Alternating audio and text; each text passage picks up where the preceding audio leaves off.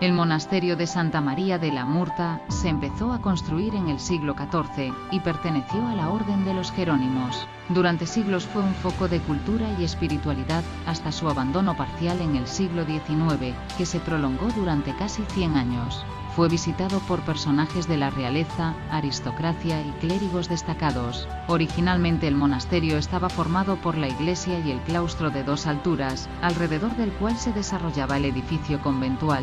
Posteriormente, en el siglo XVI se levantó la Torre de las Palomas con finalidades defensivas dado lo inhóspito del paraje, y en el siglo XVII se reformó la iglesia y el claustro casi por completo. La antigua iglesia quedó reducida a sacristía. De la docena de estructuras que llegaron a formar parte del monasterio, hoy solo pueden apreciarse algunas paredes de la iglesia, arcos interiores de medio punto, los restos de la portada barroca, una pila bautismal probablemente románica y la torre defensiva.